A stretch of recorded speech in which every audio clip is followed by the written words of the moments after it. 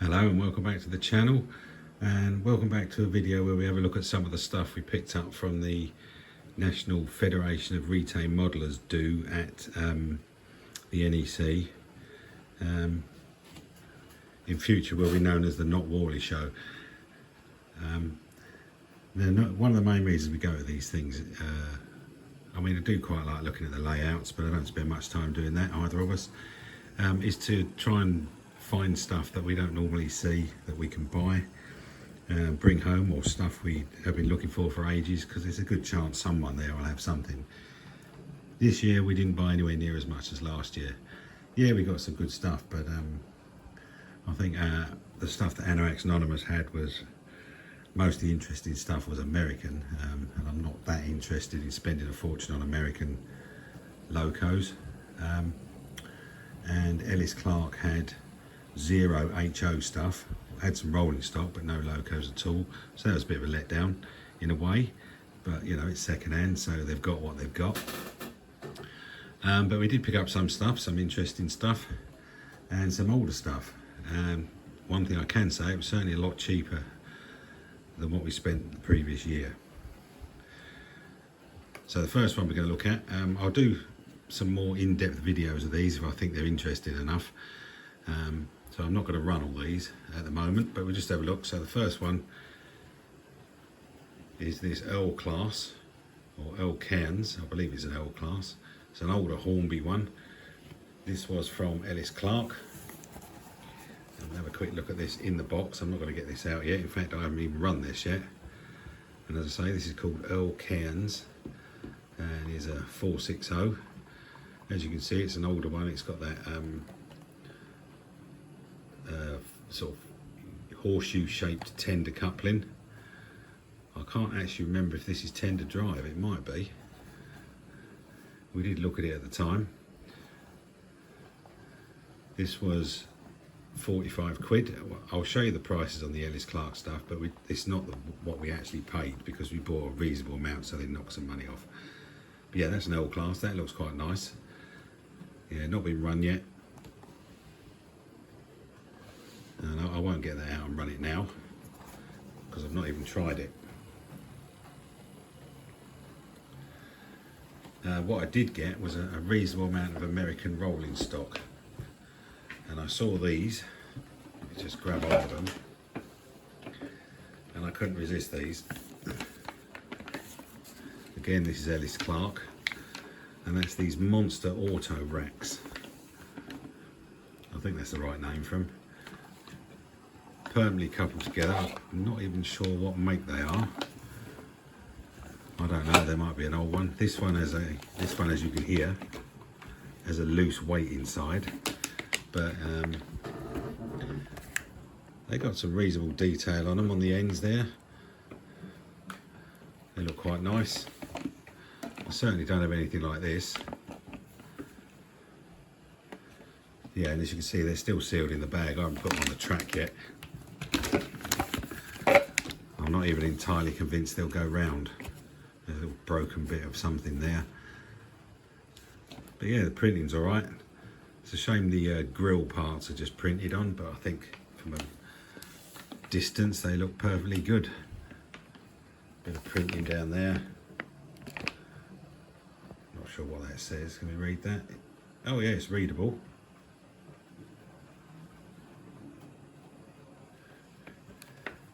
Yeah, I think they look alright. I mean, you've got to give these things a go, haven't you? So these were, what were these? 20 quid from, again, from one of Ellis Clark's rummage bins. I've got to do something with the connections there. They keep, I think it's because of where I pick them up, they keep popping out, but yeah, 20 quid, you know. I don't have much American rolling stock, although I've got a bit more now. And yeah, I just like the look of them. That's something a bit different, isn't it?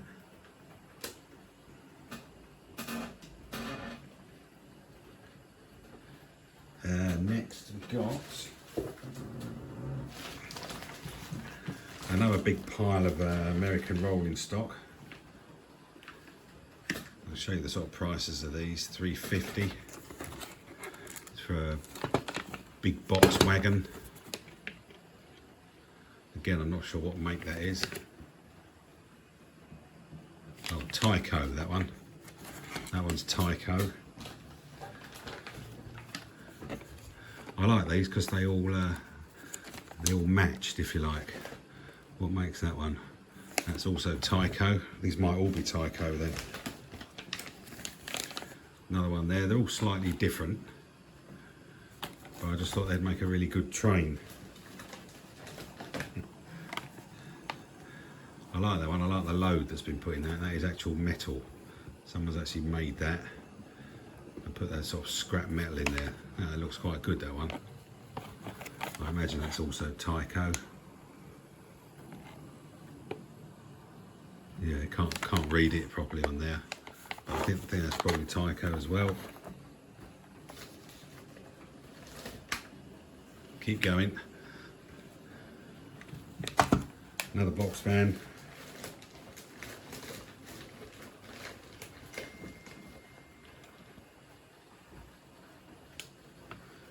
And then we've got a heavy old tanker wagon, or liquefied petroleum gas wagon. No idea who that's made by. Again, as you can see, these have not even been out of the bag yet. One thing you can say about American and quite often European rolling stock at these shows is it's cheap. A hell of a lot cheaper than if that was a Hornby model of something. Probably because nobody wants them. But that's nice. That's a heavy old wagon, that one. Then a couple of, well, one anyway, Union Pacific passenger car, an end one. Can't remember what that style at the end's called. Is it panoramic view or something? Panoramic. This is made by, I haven't a clue, but interestingly, this is one of those where you've got, instead of having insulators on the axles, you've got 2 plastic wheels and 2 metal wheels each side. I guess that's one way of doing it.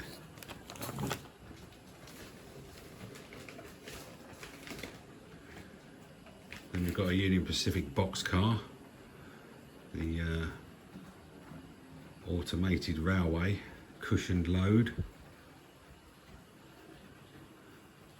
This is nicely done. Again, let's try and see if I can see a make on that. Yeah, that's a Tyco again. Plastic wheels this time.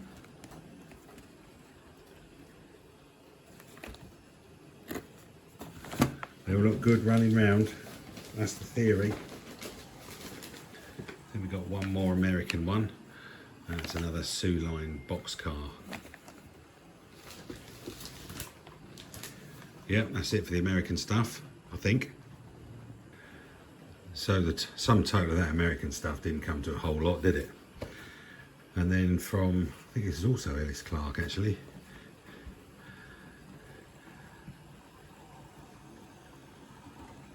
There's the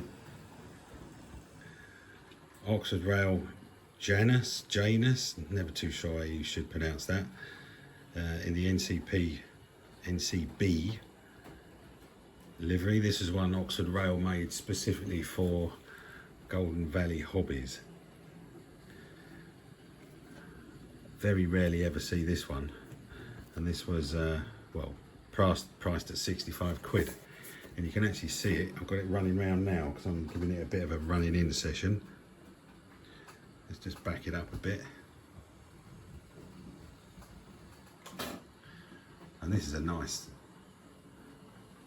looking piece of kit, this one. It's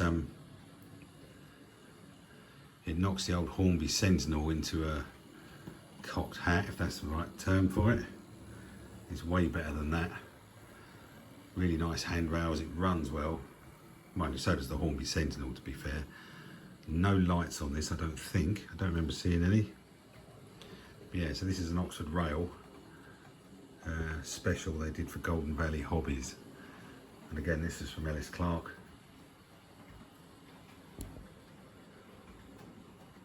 You might be able to make out the writing there, but you can see National Coal Board. Not sure what it says on the nameplates, but that's currently having a bit of a running in session. Let's send that one away. Oh, while we're there, this is another Oxford Rail item. That's the, what do you call that, Warwell well wagon with a really good, actually, traction engine on the back. Let's just have a look at the detail on this. This is really nice. And the wheels do run, they're not fixed.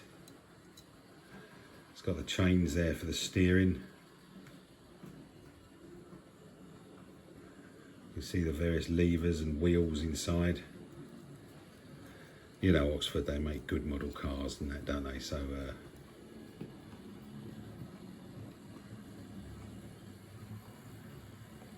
yeah, I just thought that was really nice and different. I mean, those well wagons are quite boring on their own, but stick an interesting load on them. Although the wagon itself is quite good with the chains, I'll just show you that.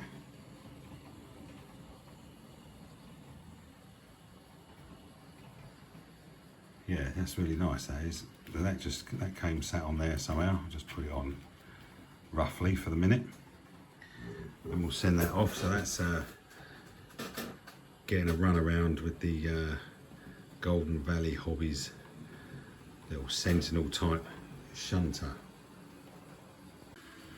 Next up was a fine selection of wagons from some model railway club or another. I don't know what it was, can't remember. Presumably NMS, whatever that is. And these are all, as you can see, all mainline. They're all the Mark II chassis ones, so slightly rarer. Not, I think, not that I bought them to sell, but I didn't have any of these. Especially like that Salt one. I've never seen that one before.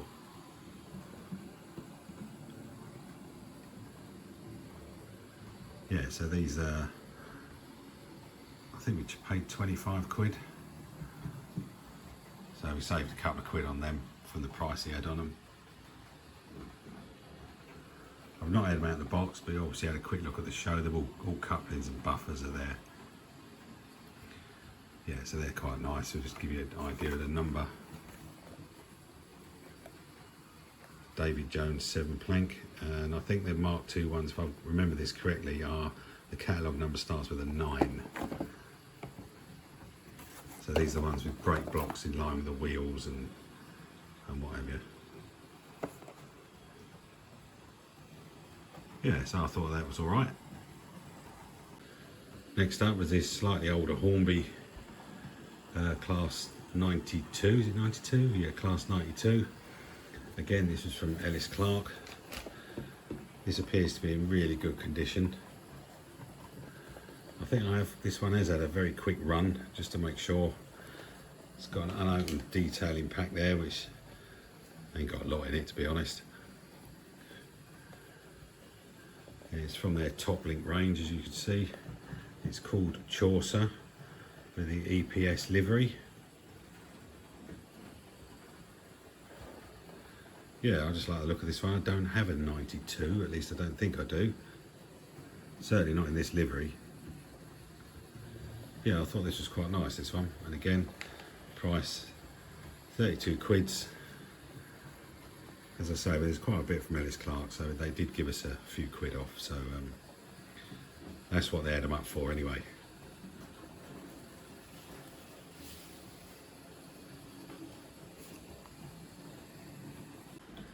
So we did get a couple of bits from Anoraks, and that would be this.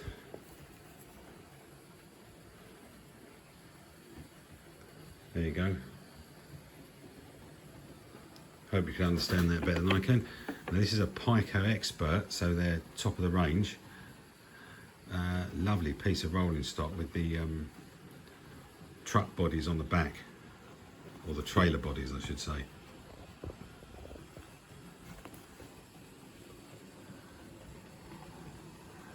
These are really nice, and they've got some weight to them as well. There was some other Pico rolling stock we wanted as well, but we had a close look at it, and between us That's us and Sophie on the stand. We came to the conclusion that it was 3-rail, or had 3-rail wheels, so it's no good to me. So we couldn't get that, but this is, I mean, these models are really nice. In fact, I've got my new D100 pulling one set round now. Let's just have a look at that.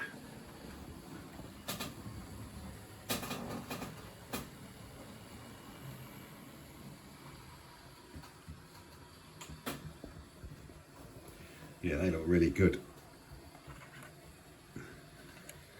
I mean, these bits are quite light, but it's got all proper wheels on them. It's got a little clip that holds them on. I've just sat them on there for now.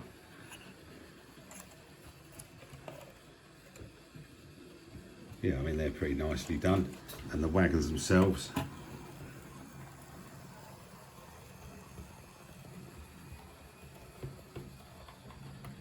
they are mainly metal, at least the side frames are. That's all metal.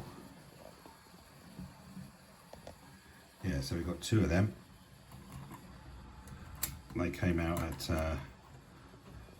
whatever it said on the box. What did it say on the box? 49 quid each. I think they took 90 in the end, or 95 for both of them. Yeah, I think they look really good. I'm still loving that logo, by the way. Yeah, so they look really good. Yeah, you don't often see stuff like that, and I think that's a good price for a big old double set like that. And they're in pristine condition. In fact, I think one of them, which might be this one, yeah, the box is still sealed, so there's not even been out. Not even been out of the box. That one's got a receipt in it when they were purchased about, I think it was about 8-9 years ago, and they were 100, well, they've been 100 euros each, so 100 euros for those 2. So that's not a bad little deal there, is it? Yeah, I really like them. Let's send him away again. Carry on his running in.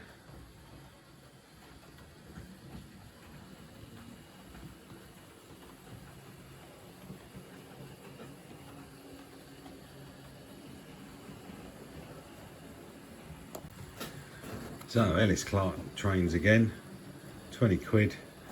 This is a ZYX engineer's van. This has got some lovely detailing on this. A really good job by Hornby, this one. I'm not going to get it fully out of the box, but yeah, this is really nice. Don't have one of these. In fact, I don't think I've ever seen one before. I'm not sure what ZYX means. If you do, stick it in the comments, but yeah, it's got some lovely detailing on this. This is a good one.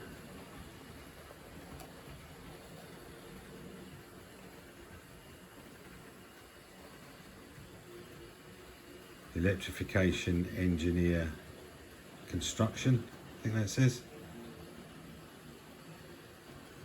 Yeah, really nice wagon, that one. And then I think this is the last 2 things we got, actually.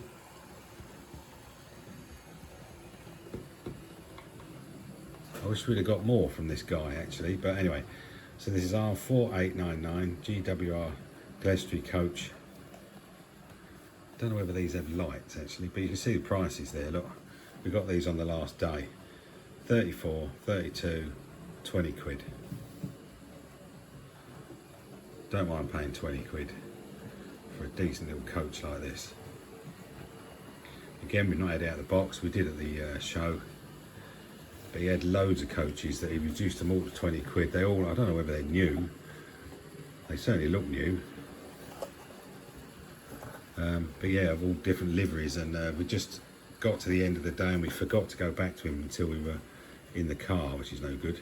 So that one's a different number as well, 3357. These were the only 2 of these he had. Again, 20 quid, but he had, oh, hundreds of different coaches. There's some really nice southern ones, and the top of the range Hornby southern ones for 20 quid as well. I wish I'd have got them. The only ones that are slightly dearer or ones with lights. So I'm assuming these don't have lights, probably not. Yeah, very good.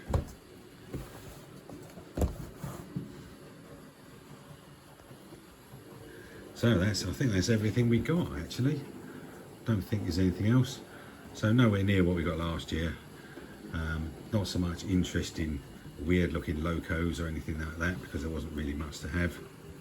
Enjoyed the show, didn't think it was quite as good as the year before. That might have just been because what we didn't purchase. I feel like it's missing Backman, not that I'll buy anything direct from them. Dapol, who usually have some great deals, shame they weren't there. And a couple of others that I've seen there before. As for the layouts, they all look good. I don't really spend a lot of time looking at them. We did spend about 2 rounds of about 20 minutes, half hour, talking to Sam's Trains. He is a nice lad, to be fair.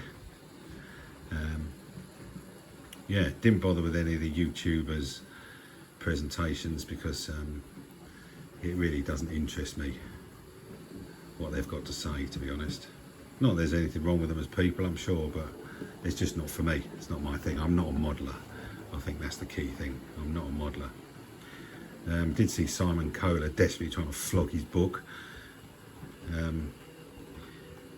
Yeah, don't know what he's doing now. I don't really care, to be honest, but yeah, he was like a market salesman. Roll up, 2 for a tenner, all that type of thing. Yeah, I didn't think that was that great, but there you go. Anyway, apart from the ridiculous amount of money to buy any food in there, I've got a tip for you, which this is the 4th time I've been to the NEC, and it's the first time I've noticed it. If you come out the where the show is, turn right, go up the stairs, there's a bloody Londis there, and everything in there has got to be half or a quarter of the price of what it costs in the show itself. There's sandwiches and all manner of stuff. In fact, we bought 2 sandwiches towards the end of the day. They were reduced to £1. Well, about £8 inside there, if not more. I didn't know that was there, unless it's new and it's not been there before. Well, there's my tip. There's a Londis outside. Don't bother with Starbucks and all the other rip-off merchants. Go in the Londis. Excellent stuff. And yeah, further rip-off was, of course, staying at the hotel, when you go to leave, the thieving bastards charge you £15 for parking in their car park. I can't get over how bad that is. I understand quite a few hotels do that now, but if they didn't have parking, they wouldn't have any guests, would they? So to me, that's a bit of a shocker. Anyway, still enjoyed it. We'll still go next year, and actually considering Key Model World again this year, but we'll see about that one. So there you go. Thanks for watching. Did you go? Did you enjoy it? Did you get anything yourself? Always like to know other people's stories. Most of the videos on YouTube, of course, are just people filming the layouts, and yeah, I need to know what's going on in the background, what else is happening. I find that far more interesting than layouts. So thanks for watching. Let us know what you think. See you in the next one. Bye for now.